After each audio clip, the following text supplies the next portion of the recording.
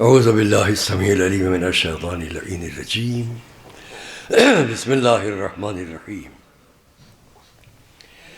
الحمد للہ رب العالمین والصلاة والسلام علی النبی الأمی المکی المدنی القرشی التہامی الصادق الامین الذی ختم به النبیین وارسلہ رحمة للعالمین البشیر المصدق والنذیر المؤید والسید الممجد ابی القاسم محمد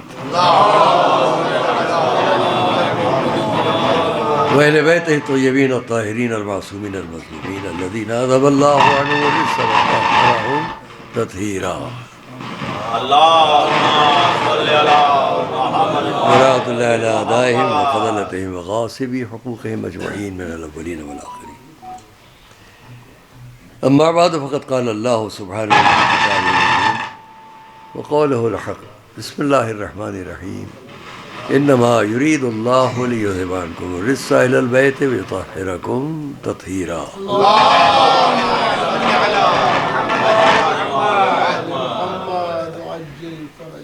عزیزان گرامی، آپ کے سامنے میں نے سورہ الشورى کی 33ویں آیت کا ایک فقرہ پیش کیا ہے،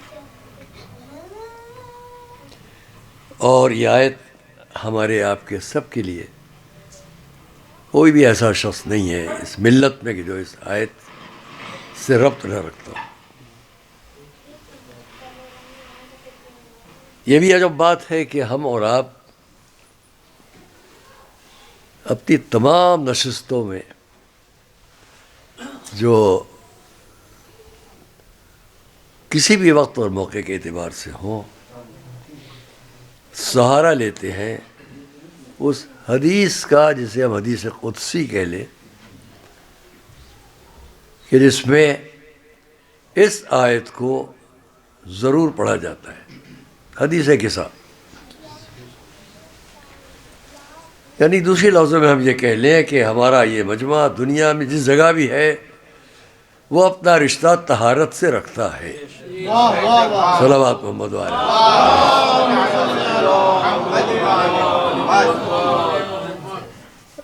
یہ میں نے ضمناً آپ سے اس لیے عرض کر لیا کہ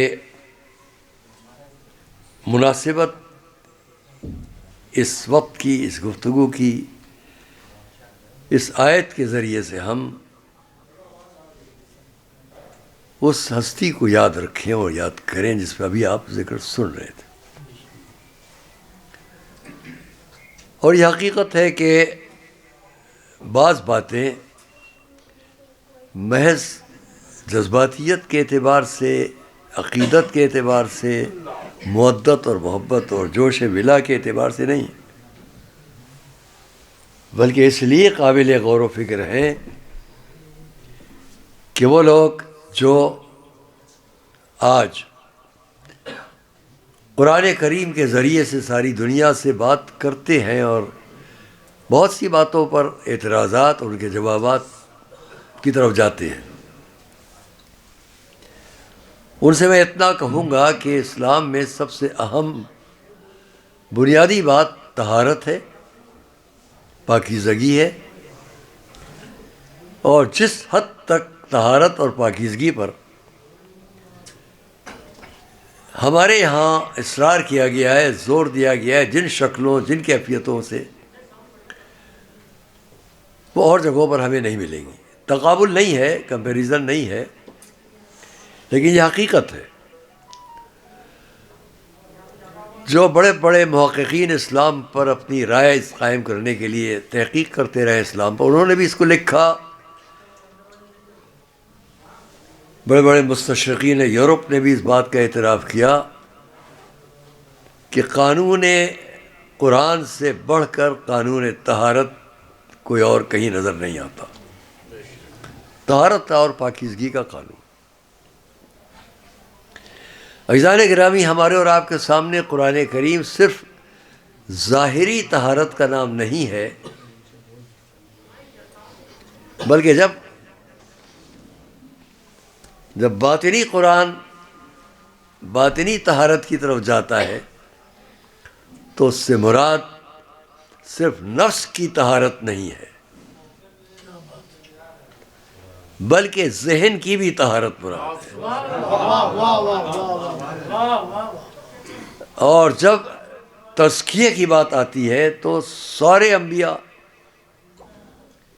اس وقت تک نبوت کے حقدار نہیں قرار پاتے جب تک کہ وہ اس الہی ذمہ داری کو جو ہے دی گئی ہے، تزکیہ، پاکیزہ، پاک کرنا، تمام قرآن کریم کے سارے آیات تزکیہ تزکیہ، یزکیہم بھرا پڑا ہے۔ اس اعتبار سے اگر ہم دیکھیں تو میں بعد میں اس کو آپ سے ابھی عرض کروں گا، بہت وقت تو نہیں لوں گا، لیکن اپنے بافہم اور منتخب مجمع کے سامنے اتنی بات کروں گا کہ میں نے ایک فقرہ سورہ شورى کی آیات میں سے ایک فقرہ، ایک آیت کا آپ کے سامنے، جسے ہم اور آپ خوب جانتے ہیں، اسے ہم پوری آیت سمجھتے ہیں، پوری آیت نہیں ہے۔ ہم آپ کے سامنے اس وقت کی گفتگو میں یہ بحث پیش کریں گے، اور یہ ہمارے اور آپ کے لیے نہیں ہے، بلکہ جہاں تک یہ میری آواز جائے گی وہ اس لیے نہیں کہ ہم آپ کو نیچا دکھائیں اور اپنے کو بہتر ثابت کریں۔ آپ کے تصورات اور تحقیقات اور معاملات اور جو آپ کے تمام تحقیقات کے راستے ہیں ان سب کو ہم نظر انداز کر دیں، اس کے لیے نہیں ہے بات، لیکن تھوڑی دیر تو ہمیں سمجھنا چاہیے۔ ایک ذات، ایک شخصیت، اس کی اہمیت ہمارے سامنے کتنی ہے اور تمام دنیا اسلام کے سامنے کتنی ہے، اس کو تھوڑا سا اگر ہم فکر کر لیں، غور کر لیں، تو بہت سے مواقع پر ہم دنیا کے ان تمام لوگوں سے بات کر سکتے ہیں کہ جن کا سابقہ آج ہم کو اس سطح پر ہے، میں بہت احتیاط سے بات کر رہا ہوں، اس سطح پر ہے کہ جو مستقبل میں بہت ہی بھیانک ہے، بہت ہی خراب ہے اور بہت ہی بدتر ہے۔ اور یہ اس لیے ہے کہ ہماری اکثریت جو عالم اسلام کی ہے، اس نے اسلام کی بنیادی اہم باتوں کو اپنی خواہشات کو سامنے رکھ کر نظر انداز کیا ہے۔ میں بہت احتیاط کے ساتھ بات کروں گا۔ مجھے خوشی ہے کہ میں اس حسینیے میں اور میرے سامنے بیٹھے ہوئے وہ محترم کہ جنہوں نے مادی علاج کے لیے تو بہت کچھ کیا ہے، لیکن روحانی علاج کا بھی مرکز قائم کر رکھا ہے، اور یہ ان کے بزرگوں اور ان کی ماں باپ اور ان کی والدہ مرحومہ اور ان سب کی دعاؤں کا اثر ہے۔ اور یہ مجمع بھی جہاں جہاں ہے وہ بھی اس لیے ہر جگہ سر اٹھا کر بات کرنے کی توفیق رکھتا ہے، کیونکہ اس کا رشتہ ان ہستیوں سے ٹوٹا نہیں ہے کہ جو اسلام ہے۔ صلوات بھیجئے محمد والے۔ اور اس لیے میں آپ کے سامنے یہ کہوں گا کہ سورہ شورى کی 4 آیات، بلکہ 4 میں سے چوتھی کو چھوڑ کر 3 آیات پر بات کرتا ہوں، اور ان 3 آیتوں سے ہم اس نتیجے تک جائیں کہ ہمارے سامنے قرآن نے کیا دیا اور ہم قرآن کو کہاں تک لے گئے، قرآن ہمیں کہاں لے جانا چاہتا ہے اور ہم قرآن کو کہاں لے جانا چاہتے ہیں۔ اس جملے کی نزاکت پر آپ نے غور نہیں کیا کہ قرآن ہمیں کہاں لے جانا چاہتا ہے اور ہم قرآن کو کہاں لے جانا چاہتے ہیں۔ یہ نقصان صرف اس بات کا ہے کہ حضور کا ارشاد ہے کہ تفسیر بالرائے کرنے والا جہنم میں ہے، اور ہم نے تفسیر بالرائے تو چھوڑ دیں، خود قرآنی آیات کے بارے میں غور و فکر کرنے کی بھی زحمت گوارا نہیں کی ہے۔ آج کی بات نہیں ہے. یہ جملہ آپ کو آج سے تقریباً 1450 برس پیشتر بھی ملے گا کہ جب قرآن کریم کی تفسیر کے بارے میں مفسرین کو یہ لکھنا پڑا احتیاط کرو تفسیر میں، اس لیے کہ اس میں اسرائیلیات شریک ہے. اس وقت اسرائیلی فکر قرآنی تفسیر کو مخلوط کر رہی تھی، تو آج کتنا کر رہی ہوگی. جب کل ان کے پاس کچھ بھی وسائل نہ تھے، آج وسائل ہی وسائل.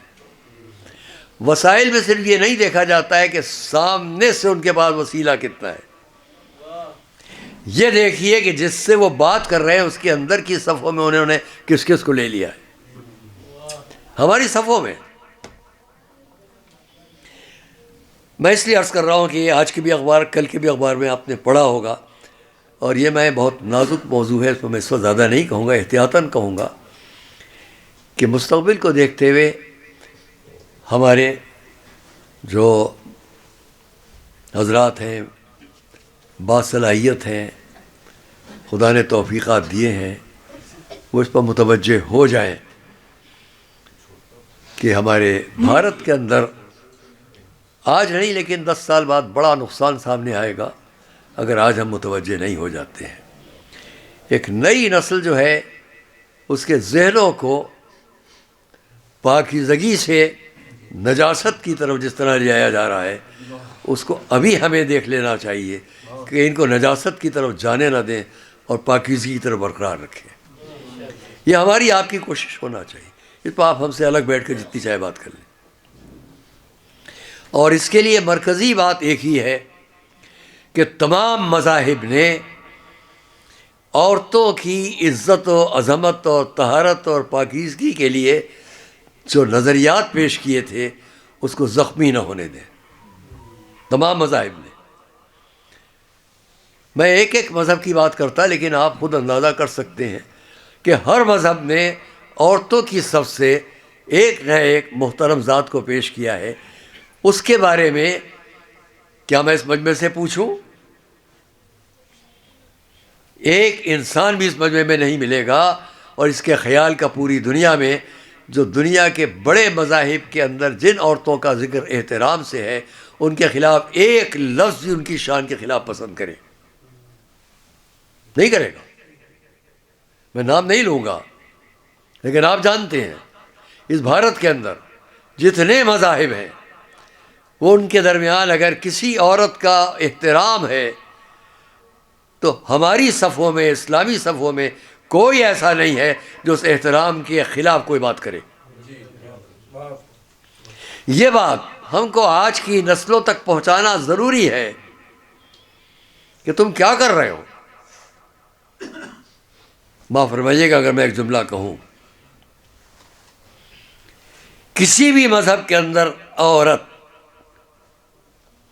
کوئی بھی ریلیجن ہو، کوئی بھی دھرم ہو، کوئی بھی مذہب ہو، کوئی نظریہ ہو، اس کے اندر عورت یا ماں ہے یا بہن ہے یا بیٹی ہے یا گھر میں ساتھ دینے والی زوجہ ہے. ان 4 رشتوں میں کسی ایک مذہب میں آپ بتلا دیں جس نے ان رشتوں کو بے احترامی سے پیش کیا ہو. ماں کسی مذہب کے اندر، کسی ریلیجن، کسی دھرم کے اندر اگر عورت ہے تو دوسرے مذہب والوں کے نزدیک بھی یا وہ ماں ہے یا وہ بیٹی ہے یا وہ بہن ہے یا اسی گھر کے اندر ساتھ دینے والی. عورت کے لیے خلاف احترام، خلاف عزت، خلاف وقار بات کرنے والا کوئی نہیں ہے. کل اور آج کے اخبارات آپ پڑھیں. میں اس پر زیادہ نہیں بات کروں گا لیکن آج کی نئی نسل کے لیے خطرہ محسوس کیا جا رہا ہے کہ وہ آہستہ آہستہ اس زہر کی طرف جا رہے ہیں کہ جو مذہبی تعصبات میں عورت کی بے احترامی کی طرف جا رہے ہیں. یہ بہت خطرناک منزل ہے اور یہ اس لیے ہے کہ ہم نے خود اپنی صفوں میں، جن کو دنیا کے تمام مذاہب کی صفوں میں قابل احترام انداز میں پیش کرنا تھا، وہاں ہم میں سے اکثریت خاموش ہے۔ اس خاموشی کا نتیجہ یہ ہے کہ جو عظمت اسلامی صفوں سے عورت کے لیے سامنے آنا چاہیے تھی۔ میں اپنے حضور کا ایک فقرہ پیش کر رہا ہوں۔ قرآن اور قرآن کی تفسیر اور قرآن کی عملی زندگی میں حضور کی زندگی سب کچھ ہے۔ حضور کی زندگی سے ایک فقرہ نقل کریں، جتنا چاہے نقل کریں، دنیا کے تمام مذاہب کے سامنے پیش کریں۔ ہمارے ہندو بھائی، کرسچن، جینی، پارسی، بودھ، جو بھی ہو، سکھ، عیسائی، آپ سب جگہ یہ بات کریں، تمام باتوں کو چھوڑ دیں، حضور کا یہی ایک فقرہ بہت ہے۔ 1450 برس پیشتر تقریباً، جب بے احترامی کے کتنے آثار تھے عورتوں کے لیے۔ اگر اس مثال کو ہم پیش کریں تو بڑا وقت صرف ہوگا۔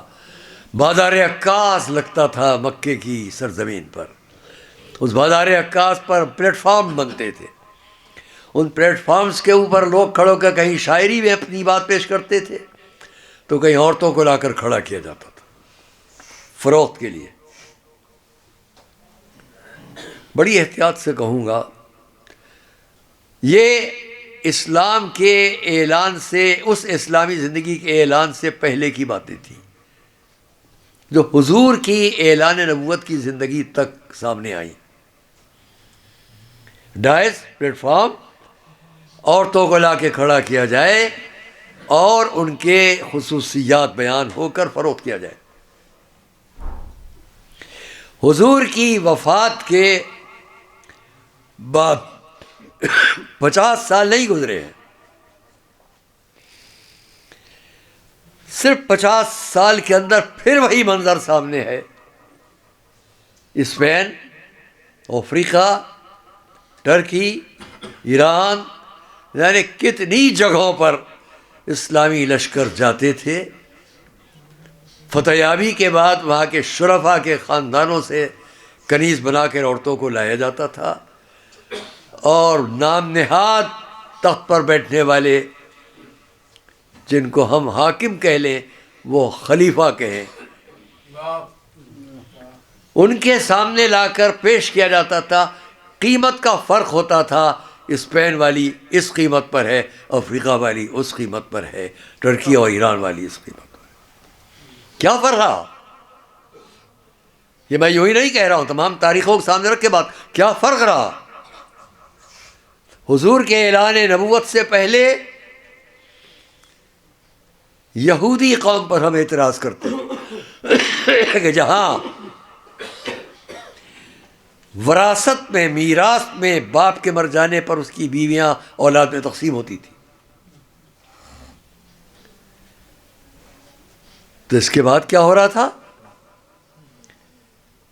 خیر، میں چھوڑتا ہوں اس بات کو، اس لیے کہ میں اس پر اگر گفتگو کروں ساری بات اسی پر ختم ہو جائے گی۔ یہ تقابل آپ کے ذہنوں تک رہے، بڑے بڑے مورخین نے اس کو لکھا۔ جو احترام اسلام نے عورت کا قائم کیا تھا، میں ایک فقرہ پیش کر رہا ہوں، رہ نہ جائے بات، کہ حضور کا یہ فقرہ آج اس بھارت کے اندر ہر مذہب والے تک ہم پہنچائیں، صرف اس لیے پہنچائیں کہ آپ غور کرو، اسلام عورت کا وقار، عظمت کتنی بلند کرنا چاہتا ہے، تو آپ بھی اسی سطح پر ہمارے ساتھ آؤ۔ اگر ہم آپ کے سامنے رسول کا یہ فقرہ پیش کر رہے ہیں تو آپ بھی اسی سطح پر ہمارے ساتھ آؤ۔ تقابل کی بات نہیں ہے۔ حضور نے کیا فرمایا؟ 1450 برس پیشتر کی بات آج بھی ہم فخر سے نقل کرتے ہیں، جب قرآن کو پیش کرنے والے رسول نے کیا فرمایا؟ ما اکرم النساء الا کریم وما اہانہن الا لعین۔ عورتوں کو عزت سے نہیں پیش کرے گا، عزت نہیں کرے گا عورتوں کی، مگر وہ جو باعزت خود ہے۔ اور عورتوں کی توہین نہیں کرے گا مگر وہ جو خود ذلیل ذلت کے مرتبے پر ہے. صلوات محمد والے.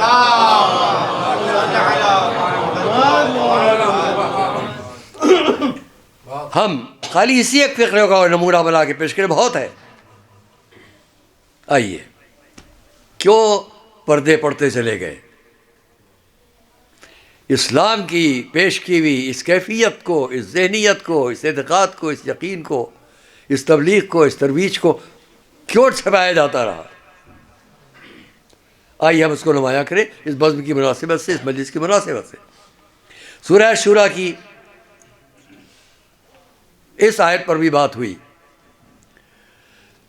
اس آیت پر بھی یہ بات ہوئی کہ انما یرید اللہ، اللہ نے بس ارادہ کر لیا ہے اہل بیت رسالت کہ آپ سے ہر رجس کو دور رکھے اور آپ کو ویسا پاک رکھے جیسا پاک رکھنے کا حق. کہیں بات ایک خاص شخصیت کی طرف رہ نہ جائے، عام کر دو. عام کر دینے کے لیے طریقہ اختیار کیا گیا کہ نہیں جناب یہاں سب ازواج مراد ہیں.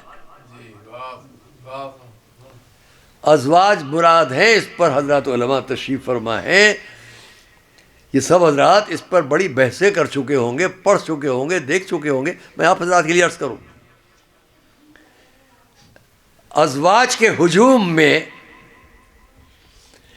اس انتہائی پاکیزہ مرکزی ذات کو چھپا دو کہ جس سے ساری دنیا کے سامنے طہارت اپنے پورے معراج کے ساتھ سامنے چاہے. صلوات بھیجے محمد علیہ. ازواج کے ہجوم میں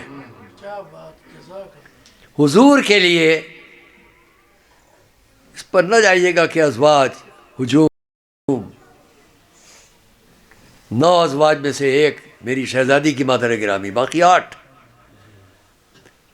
یہ کیوں اتنا ہے اور کیوں رہ گیا اور کیا، اس پر چھوڑیے، یہ بات کی بات ہے، یہ یہاں بات کرنے کی بات نہیں. میں اپنی بات کہہ لوں کہ اگر ہم اس پر غور کریں، قرآن کریم کی ان 3 آیات پر غور کر لیجئے، بات سامنے آ جائے گی.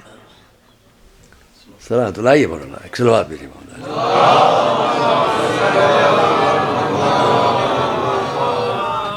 3 آیات میں سے سورہ شورا 33، 34، 35، 33ویں آیت کا آخری فقرہ ہے. میں پوری آیت پڑھتا ہوں. پوری آیت آپ کے سامنے پیش کی جائے گی کہ جس کے اندر اس بات کو کہا گیا، ازواج رسالت سے خطاب کر کے اپنے گھروں میں بیٹھی رہو، وَقَرْنَ فِي بُيُوتِكُنَّ. اس فقرے تک آئیے. میں پھر کہہ دوں کہ تقابل کے لیے نہیں پیش کر رہا ہوں، کسی کو کم ثابت کرنے کے لیے نہیں کہہ رہا ہوں، لیکن جو میرا موضوع ہے کہ جس ذات کو ہم پیش کرتے دنیا کے سامنے پورے شد و مت کے ساتھ، پورے اعتقاد کے ساتھ، پورے ایمان کے ساتھ، پورے یقین کے ساتھ، تو آج ساری دنیا کے رجحان اسلام کی طرف کیا ہوتے؟ وہاں ہم نے اپنے خواہشات کے اعتبار سے. تو میں انہی سے پوچھتا ہوں، سورہ شورا کی اس آیت پر غور کیے. وَقَرْنَ فِي بُيُوتِكُنَّ وَلَا تَبَرَّجْنَ تَبَرُّجَ الْجَاهِلِيَّةِ الْأُولَى وَأَقِمْنَ الصَّلَاةَ وَآتِينَ الزَّكَاةَ وَأَطِعْنَ اللَّهَ وَرَسُولَهُ إِنَّمَا يُرِيدُ اللَّهُ لِيُذْهِبَ عَنْكُمُ الرِّجْسَ أَهْلَ الْبَيْتِ وَيُطَهِّرَكُمْ تَطْهِيرًا.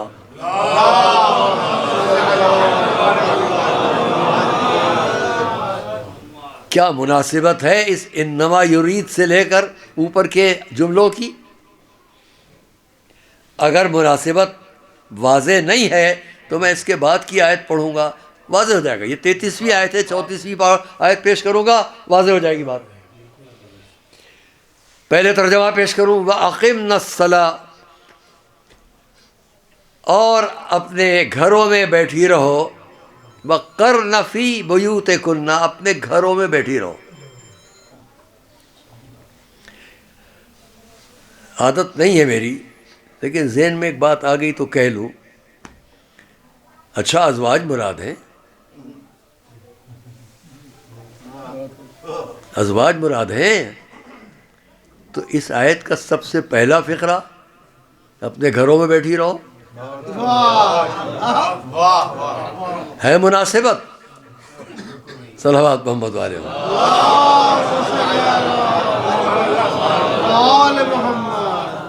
میں زحمت دوں گا آپ حضرات کو تھوڑا آگے تشریف لے آئے، ادھر آ جائے، تھوڑا تھوڑی زحمت ہو. عمار میاں آ جائیے، تھوڑا آگے تشریف لے. بھائی یہ سب تو حق آپ کے والد کے پڑھنے کا تھا، میں تو یوں اشارتاً کہہ سکتا ہوں.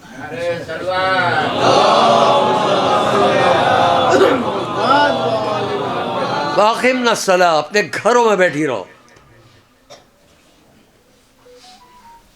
وقرن فی بیوتکن، اپنے گھروں میں بیٹھی رہو. ولا تبرجن تبرج الجاہلیت الاولی، شروع میں جو جاہلیت کا زمانہ تھا اس وقت کا بناؤ سنگار مت کرو.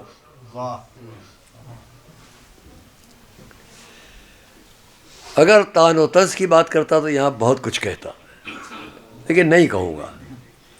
مگر اتنا تو ہم سمجھ ہی لیں کہ کچھ تو تھا جو کہنا پڑا اس زمانے کی جاہلیت کا بناؤ سنگار مت کرو. وَأَقِمْنَا الصَّلَاةَ، اور نمازیں قائم کرو. نماز قائم کرو،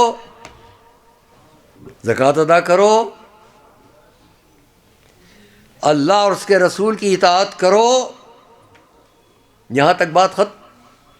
کیا اس بات کا کوئی ربط ہے اس بات سے؟ بے شک اللہ نے ارادہ کر رکھا ہے آپ لوگوں کے لیے اہل بیت رسالت کے، آپ کو ہر طہارت کی منزل پر رکھے اور آپ کو ہر کثافت سے دور رکھے. کثافت سے دور رکھے، ہر رجس سے دور رکھے. رجس نجاست کو نہیں کہتے، رجس کثافت کو کہتے ہیں. تو میں مثال دیا کرتا ہوں کبھی کبھی. یہ انگوٹھی میرے ہاتھ میں ہے، میرا خیال ہے ہر شخص کے ہاتھ میں ایک نہ ایک انگوٹھی ہوگی. آپ کے ہاتھ میں بھی ہے، عقیق ہے. اس عقیق کے اندر کوئی کثافت ہے؟ کہ اندر کوئی لکیریں ہیں؟ نہیں ہے. اگر ہوتی تو آپ کیا کہتے؟ یہ کثافت ہے. نگینے کے اندر جو اس کی رگیں ہوتی ہیں ان کو دیکھ کر کہہ دیا تھا اس میں کثافت ہے. کیا وہ کثافت نجاست کہلائے گی؟ پتھر کے اندر جو رگیں ہیں، جو نقش و نگار ہیں، وہ اس کی کثافت کہلائے گی. کیا وہ کثافت نجاست کہلائے گی؟ نہیں. تو اس نے تو یہ کہا کہ ہم تو اتنی کثافت بھی نہیں چاہتے. اب زمانے جاہلیت کا بناؤ سنگار اور سامنے کثافت کا بھی نہ ہونا، دونوں میں کیا تقابل ہے؟ صلوات بھیجے محمد والے.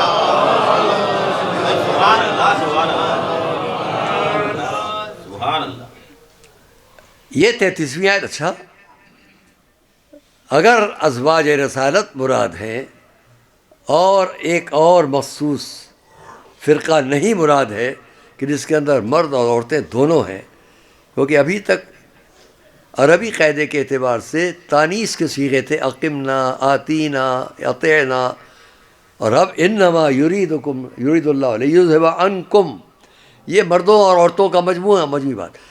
تو صرف اگر ازواج کا معاملہ ہوتا تو اس فقرے کے اندر وہ طریقہ عربی کا نہ آتا جس میں مرد اور عورتیں دونوں مراد ہوتے ہیں. انما یرید اللہ لیذھب عنکم، اب انکنہ نہیں ہے. انکنہ یہاں بھی ہونا چاہیے تھا اگر ازواج مراد تھی. صلوات محمد نہیں ہے.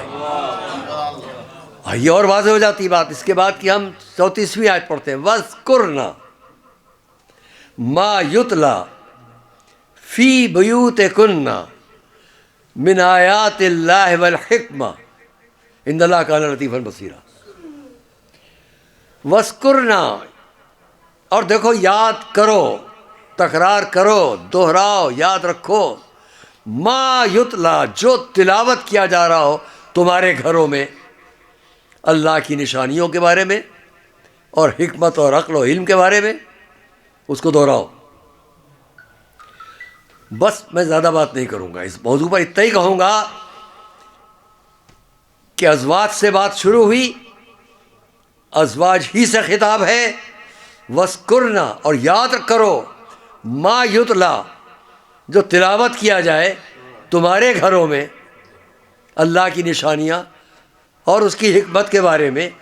اس سے یہی پر واضح ہو جاتا ہے کہ کچھ وہ لوگ ہیں جن سے کہا جا رہا ہے یاد کرو، اور کچھ وہ لوگ ہیں جو یاد کرا رہے ہیں۔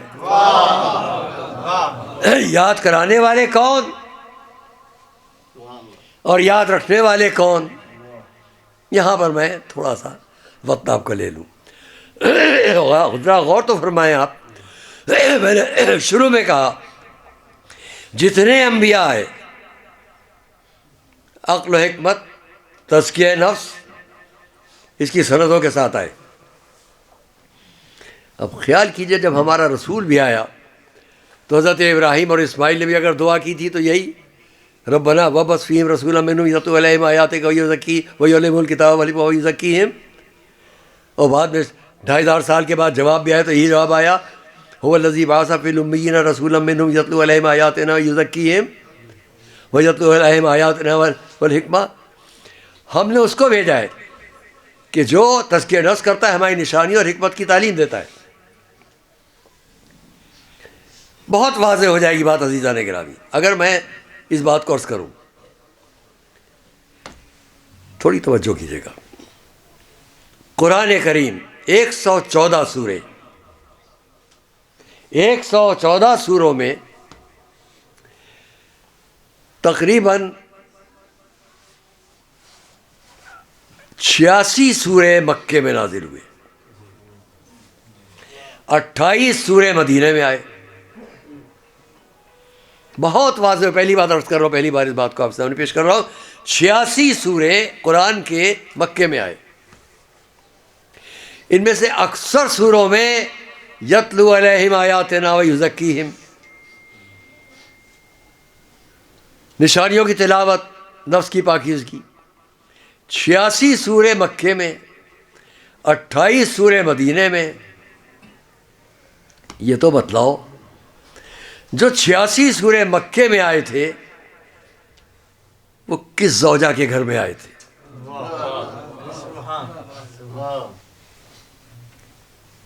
حضرت خدیجہ کا گھر وہ تھا کہ جس کو قبۃ الوحی کہا گیا۔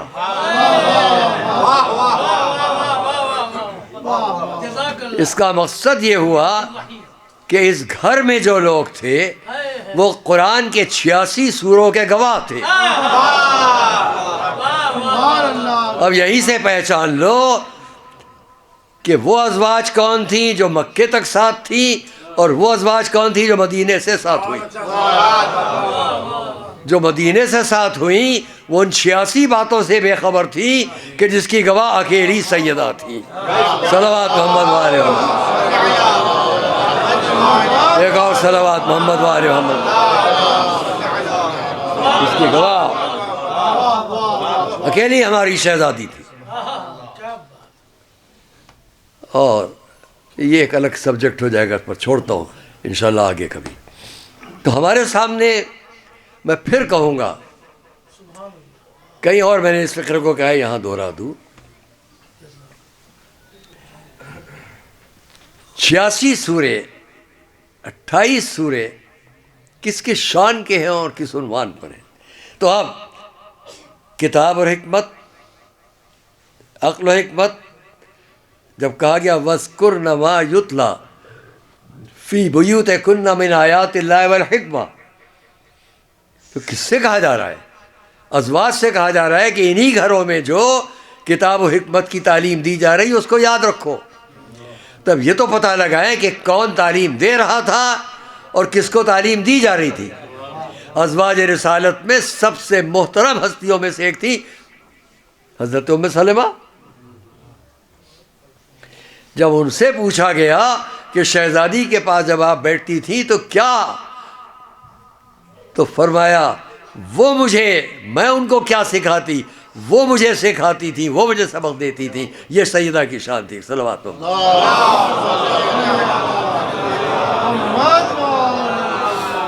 اور اس لیے عزیزان گرامی،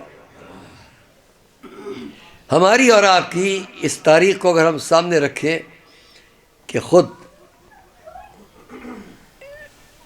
جناب خدیجہ کی وفات کے بعد، جس کو میں نے کہیں اور کہا یہاں دہرا دوں، 8 ازواج، 8 لکھنؤ کا مجمع ہے. جہاں بھی یہ بات ریکارڈ ہو کے جائے، نیٹ پر جائے، سب سے گزارش ہے، ایک رشتہ گھر کے اندر بڑا نازک مانا جاتا ہے.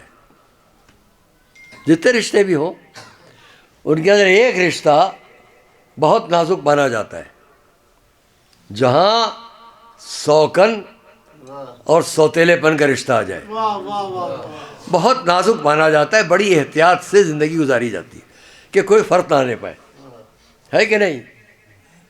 سوکن اور سوتیلے پن کا رشتہ نازک مانا جاتا ہے. اس سے بڑھ کر کسی کی طہارت نفس، طہارت کردار، طہارت عمل کا ثبوت اور کیا ہوگا؟ ایک اکیلی ذات اور ان 8 شخصیتوں کے درمیان زندگی، جن میں سب سے سوتیلا رشتہ ہے کہ نہیں؟ سب سے سوکن اور سوتیلا والا رشتہ، سوتیلی ماں یہ، سوتیلی ماں یہ، سوتیلی ماں یہ، سوتیلی ماں یہ، اتنی ماؤں کے درمیان ایک بیٹی. مجھے تاریخ میں کہیں دکھا دے کوئی کہ کسی نے کبھی سیدہ کے بارے میں کوئی شکایت کی ہو. صلوات محمد و آل محمد پر سب مل کر ایک صلوات محمد و آل محمد. کوئی شکایت؟ ایک فقرہ دکھاؤ کہ یہ کیا کیا. اچھا دوسرا رخ بھی ہے، اگر ان کی طرف سے کوئی شکایت نہیں ہے تو کہیں سیدہ ہی کے کردار میں دکھا دو کسی کے لیے شکایت کر دی ہو، جبکہ بڑے مواقع تھے. لیکن دونوں طرف سے خاموشی. یا تو اس کا اقرار ہے کہ رسول نے فرما دیا ہے یہ جنت کی عورتوں کی سردار ہے، اب اس کے سامنے کچھ نہ کہنا ورنہ وہاں کا حق ختم ہو جائے گا. صلوات محمد علیہ. اگر بات پہنچ رہی ہے تو سب مل کر صلوات پڑھیں.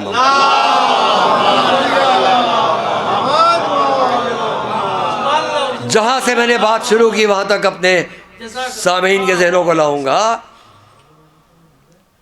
کہ اگر ہم دوسروں کے سامنے، ساری دنیا کے سامنے، یہیں پر بات کو روک کر اتنا کہوں گا، رسول، سارے عالم اسلام سے پوچھوں گا رسول آپ کے لیے کون ہے؟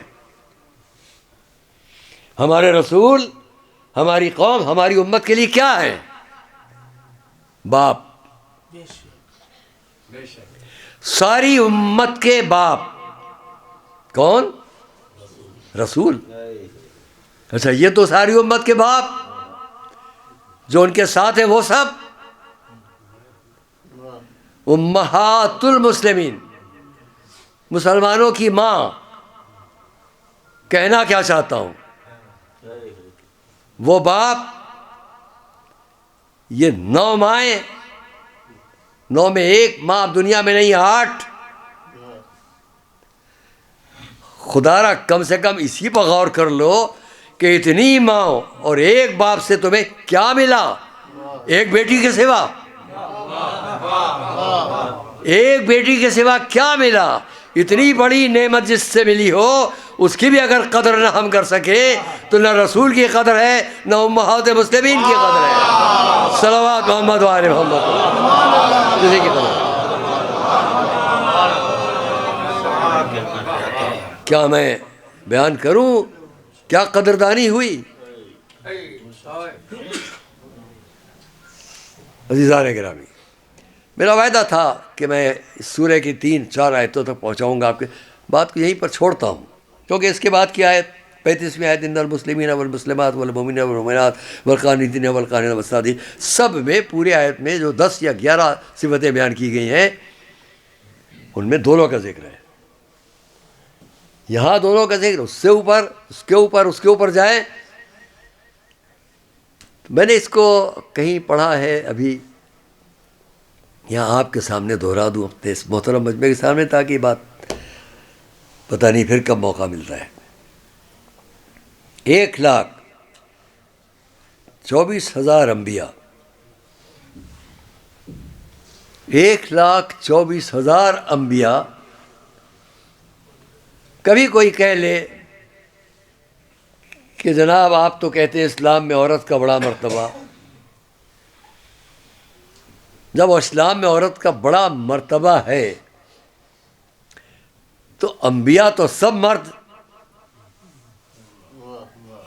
عورتوں میں کوئی اس منصب پر کیوں نہیں؟ جبکہ وحی ہے، عورتوں پر وحی و الہام ہے. الہام تو بات کی بات ہے، وحی ہے. وَأَوْحَيْنَا إِلَىٰ أُمِّ مُوسَىٰ، ہم نے موسیٰ کی ماں پر وحی نازل کی. یہ بھی عجب بات ہے کہ قرآن کی اس آیت کا اعتراف ہے وَأَوْحَيْنَا إِلَىٰ أُمِّ مُوسَىٰ، موسیٰ کی ماں پر وحی نازل ہوئی. أَنْ أَرْضِعِيهِ، اپنے بچے کو غذا دے دو. فَإِذَا خِفْتِ عَلَيْهِ فَأَلْقِيهِ فِي الْيَمِّ، اگر ڈر ہے تو دریا میں ڈال دو. لا تخافی ولا تحزنی انا رادوہ الیک، نہ ڈرو، نہ خوف زدہ ہو، نہ رنجیدہ ہو، ہم واپس لائیں گے. انا جاعلوہ من المرسلین، ہم نے اس کو مرسلین میں قرار دے دیا. عجیب بات ہے، ابھی موسیٰ کو گہوارے میں رکھ کے دریا میں ڈالا جا رہا ہے، وہاں سے سند آ رہی ہے کہ اس کو ہم نے مرسلین میں قرار دے دیا. موسیٰ اتنے کم سنی کے عالم میں مرسل، عیسیٰ مادر آغوش میں انی عبداللہ آتانی الکتاب، اور رسول کے لیے 40 سال تک شک ہو رہا ہے. صلوات محمد وآل محمد. 40 سال. اور ابھی میرے ساتھیوں نے پڑھا کہ کیا خبر تھی کہ کل آئے گا رضوان لے کر لباس، اس کی منشا، اس کی مرضی کی خبر. جس نے پڑھا بھی اس کا ثبوت سورہ تکویر کی آخری آیت تک چلے جائیے، مل جائے گا. وما تشاؤون الا یشاء اللہ رب العالمین، تم تو خود کچھ چاہتے ہی نہیں سوائے اس کے جو اللہ چاہتا ہے. انہیں معلوم ہے ہم جو چاہ لیں گے وہاں سے پورا ہوگا. صلوات محمد والے.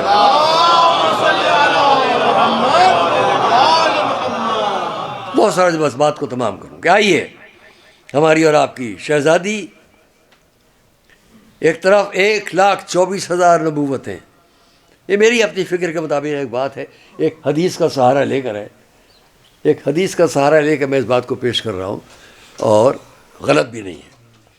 1,24,000 انبیاء سب مرد،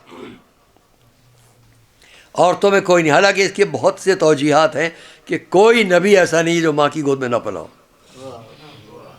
سوائے حضرت آدم. ہر نبی چاہے باپ نہ رہے، حضرت عیسیٰ کے لیے ماں ہے. تو یہ ایک الگ بات ہے. لیکن میں ایک دوسری بات کہوں گا ایک حدیث کا سہارا لے کے. پہلی بات تو یہ کہ پہلی نبوت اور آخری نبوت میں کیا کچھ فرق ہے؟ غور کیجیے. اگر فرق ہوتا تو آخری نبوت کے وقت الیوم اکملت کی بات نہ ہوتی. آج دین مکمل. تو جب دین مکمل ہوگا تب ہم یہ کہیں گے. قرآن کی آیت ہے یسألونک عن الاہلہ، یہ ہلال ماہ کے بارے میں سوال ہوتا ہے. ہلال چاند کے ایک ٹکڑے کو کہتے ہیں. بدر کامل جب پورا چاند ہو جائے تو ہلال ٹکڑے ٹکڑے مل کر پورا ایک چاند، اب وہ بدر کامل ہے، اب وہ قمر ہے، اب وہ چاند ہے. ٹکڑے ٹکڑے مل کر 14 ٹکڑے ہو گئے تو بدر کامل. یوں ہی میں کہوں گا کہ جب 1,24,000 انبیاء کا سلسلہ آیا اور ہمارے نبی تک آ کر مکمل ہوا تو اب کہیے کہ پوری نبوت ایک کیفیت میں. اب اس کو 1,24,000 مانے یا ایک ہی نبوت مانے. میری اس بات پر بہت سے ذہنوں کو الجھن پیدا ہوگی، لیکن میں ابھی عرض کروں 1,24,000 انبیاء کی نبوتیں ہمارے نبی پر آ کر کامل. اب یہ کہا جائے گا نبوت کامل کمال کی شکل میں آئی، کیونکہ ثبوت میں حضور کا قول ہے کہ میں اس وقت بھی نبی تھا جب آدم مٹی اور پانی کے درمیان تھے، تو اس وقت بھی نبی، آخر میں بھی نبی. تو نبوتوں کا تکملہ ذات حضور پر. اس لیے آپ یہ کہہ لیے کہ ایک مکمل نبوت جس کے اندر یہ اجزاء کہلائیں گے. یہ مردوں کی شکل میں ہمیں 1,24,000 ٹکڑوں میں آ کر جب مکمل ہو گیا ہمارے حضور کے دور میں، تب یہ مکمل نبوت ایک. اب اس کو الگ الگ نہ جوڑیے، ایک ہے نا. اب میں اس کے مقابلے میں ایک بات کہتا ہوں. حضور نے فرمایا، حدیث کا سہارا لے کے بات کر رہا ہوں، ابنتی فاطمہ، میری بیٹی فاطمہ، ما تکاملت النبوہ لنبی حتی اقر بفضلها و محبتها. کسی نبی کی نبوت اس وقت تک کامل نہیں کی گئی جب تک کہ اس نے فاطمہ کی محبت اور فضیلت کا اقرار نہیں کر لیا. صلوات محمد و آل محمد. اب یہ فرق نہ قائم کیجیے گا مرد ادھر عورتیں کہاں. بس یوں کہہ لیے وہ سب 1,24,000 مل کر ہمارے رسول پر مکمل، اور ساری عصمتیں آ کر ہماری سیدہ پر مکمل. صلوات محمد و آل محمد.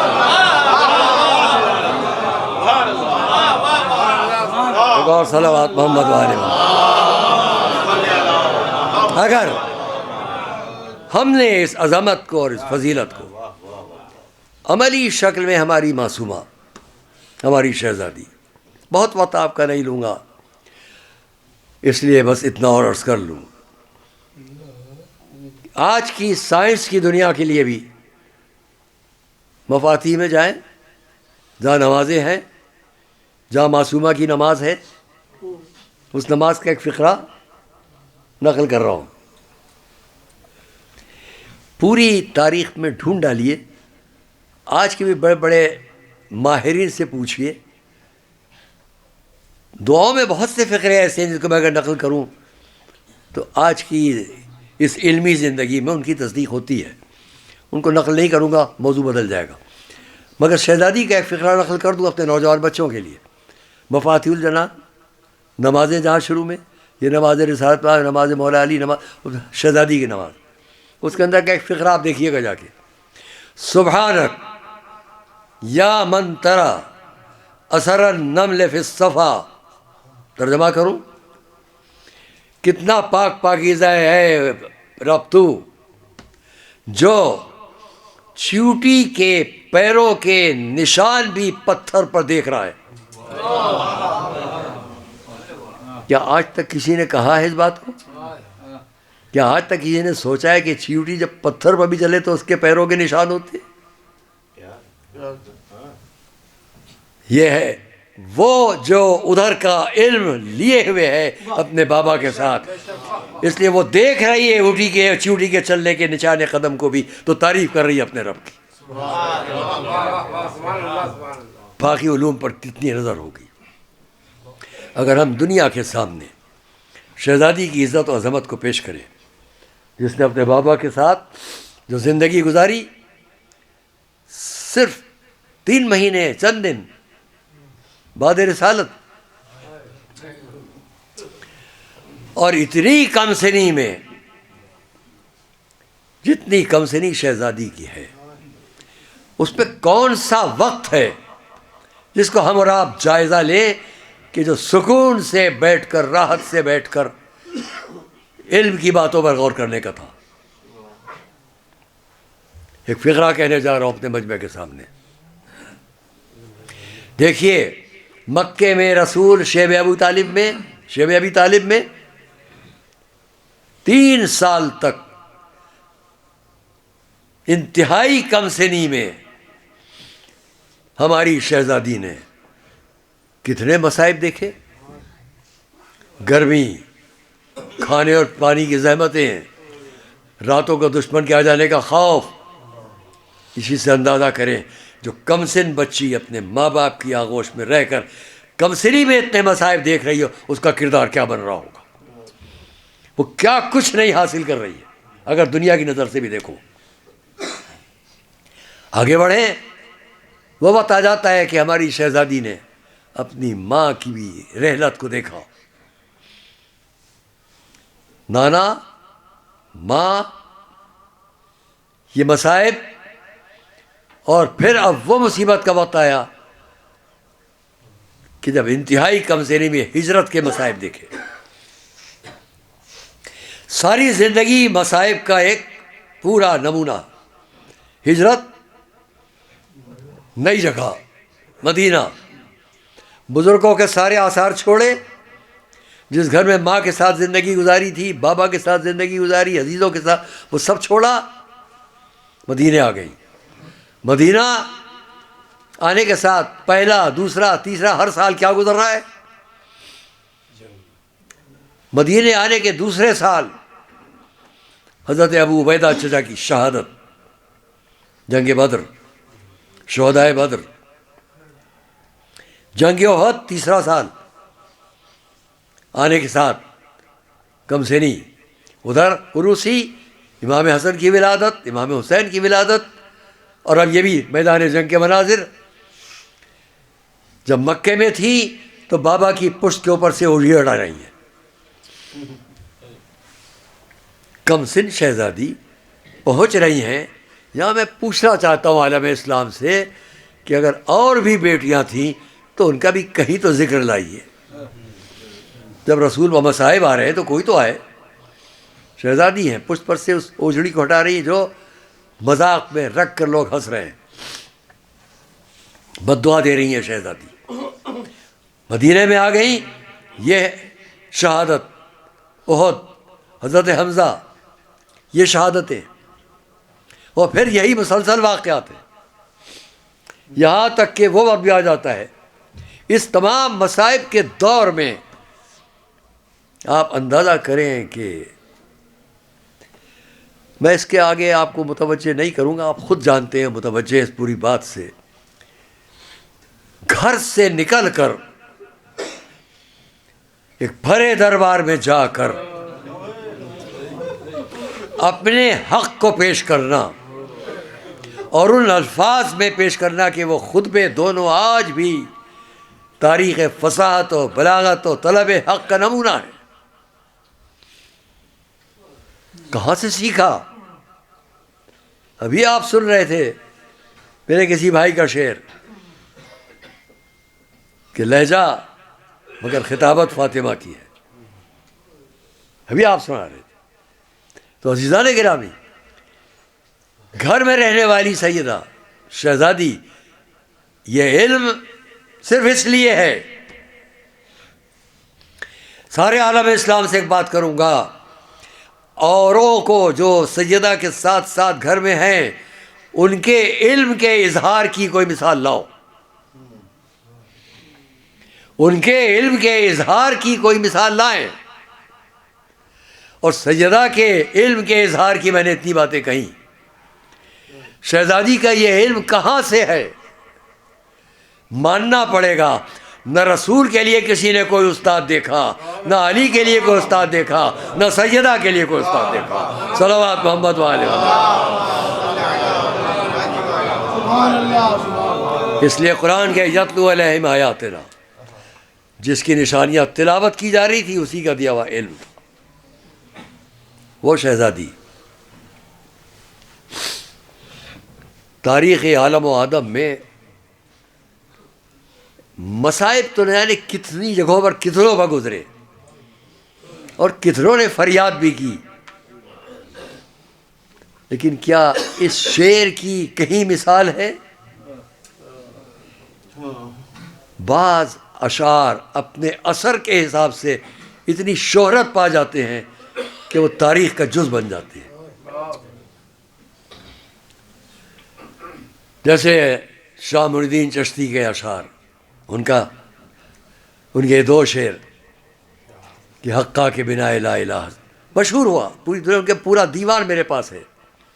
شاہ معین الدین چشتی کا پورا دیوان ہے میرے پاس، لیکن کوئی شعر مشہور نہیں جتنا یہ قطعہ.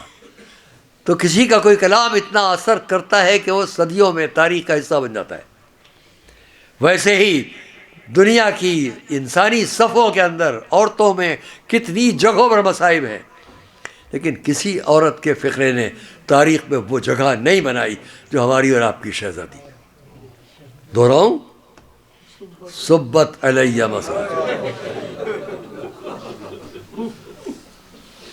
کتنا اثر ہے اس ایک فقرے کے اندر،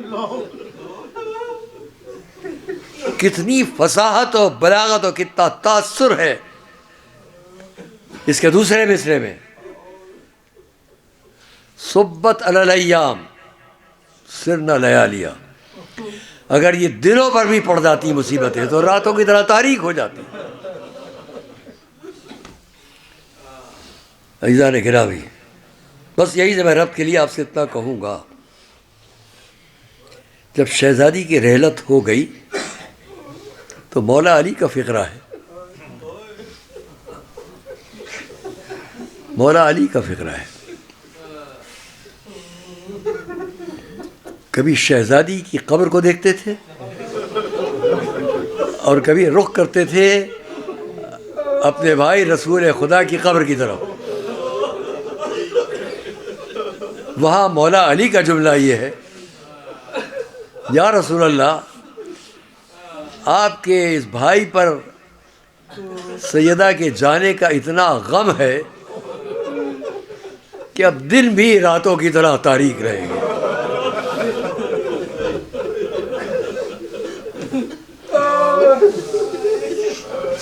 حق ادا ہو آج کی شب کا، اس حسینیے کا، آپ کے اس اجتماع کا، اس لیے میں چند لفظیں کہہ لوں. طولانی سفر کر کے پرسوں رات آیا، کچھ کیفیت بھی ایسی تھی، مگر بہرحال ادائیگی حق ضروری ہے، اس لیے میں آپ سے عرض کروں گا کہ وقت وہ ہے جب شہزادی نے کبھی ام ایمن کو، کبھی اسما کو بلایا، نصیحتیں کی، وصیتیں کی. ان تمام باتوں کو ترک کرتے ہوئے اتنا کہوں گا، بالآخر اتنا کہ ذرا علی کو بلوا لو، ابو الحسن مولا علی کو بلواؤ.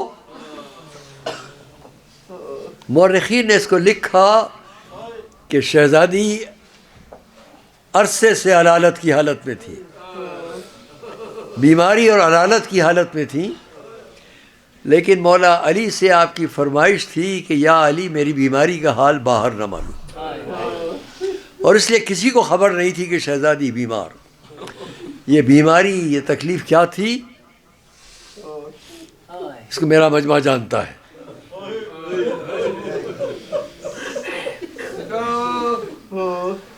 کیا قدر کی گئی تھی، جس کی کوئی شکایت ازواج رسالت میں کسی کے لیے نہ ہو، اور جس کے لیے کوئی شکایت ازواج رسالت میں کسی کی نہ ہو.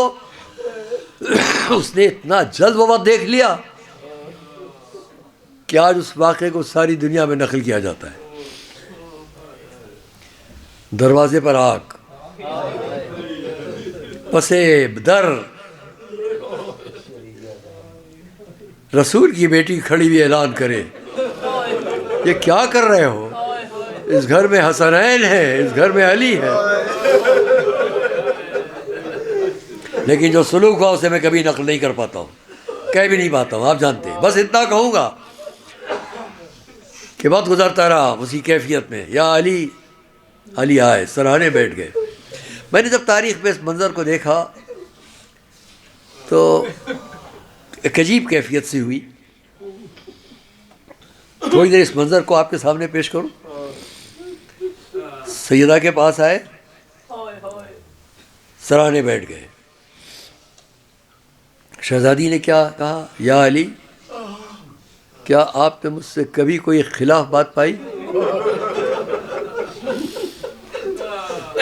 یہ دنیا کو بتانے کے لیے تھا. یا علی، کیا آپ نے مجھ سے کبھی مخالفت کی، خلاف کوئی بات پائی؟ جواب کیا ہے میرے اور آپ کے مولا کا؟ اے بنت رسول، آپ سے زیادہ پاک پاکیزہ کون؟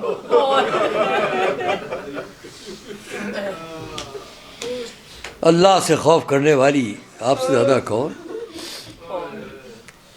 پھر فقرہ تاریخ کا ہے کہ کچھ دیر میں اس تمام گفتگو کو چھوڑتے ہوئے کہ کچھ دیر نہ گزری تھی کہ یہ بھی منظر تاریخ کا عجب ہے کہ ادھر سیدہ کی آنکھوں سے آنسو بہ رہے تھے، ادھر علی کی آنکھوں سے آنسو بہ رہے. میں نے تاریخ میں یہ منظر کہیں نہیں دیکھا کہ علی کی آنکھوں سے آنسو بہ رہے. میرے اور آپ کے مولا کی آنکھوں سے بہتے ہوئے آنسو مجھے اسی جگہ دکھائی دی. اور پھر شہزادی نے وصیتیں کی، مولا علی نے ان وصیتوں کو سنا، اور اس کے بعد ایک عجب جملہ آپ نے فرمایا، اے بنت رسول. یہ جملہ بڑا قیمتی ہے جو مولا علی فرما رہے ہیں. اے بنت رسول، جو سنے گا اس کے دل پر چوٹ لگے گی. علی بیٹھے ہیں، سیدہ لیٹی ہیں، بس آخر وقت ہے، وصیتیں ہیں. ان وصیتوں میں دونوں کی آنکھوں میں آنسو ہیں. مولا علی جیسا صابر، شجاع، بہادر انسان ایک مرتبہ پلٹ کے کہتا ہے، بنت رسول، یہ بتائیے کہ آپ کے بعد مجھے تسلی دینے والا کون ہوگا؟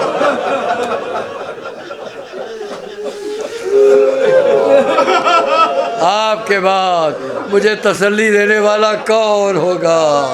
ہاں دوستو اور عزیزو، وصیتیں تمام ہو گئی، باتیں تمام ہو گئی. وقت وہ آیا کہ علی مسجد کی طرف چلے گئے. سیدہ نے اتنا خواہش کی، جب تک کہ میری عبادت کی آواز آئے دروازہ نہ کھولنا. بیٹھی ہوئی ہیں باہر لوگ جو کنیزیں ہیں کہ اتنے میں اسماء بنت امیس نے شہزادی کی آواز کو خاموشی میں دیکھا. حسنین گھر میں آئے، پوچھ لیا، جواب ملا شاید آرام کر رہی ہیں. بچوں نے کیا کہا؟ اس وقت تو ہماری ماں کبھی آرام نہیں کرتی. دروازہ کھولا، دیکھا مادر گرامی اب دنیا میں نہیں ہے. گئے، جا کر بابا کو خبر کی. علی گھر میں آئے. آنے کے بعد وہ انتظام ہوا.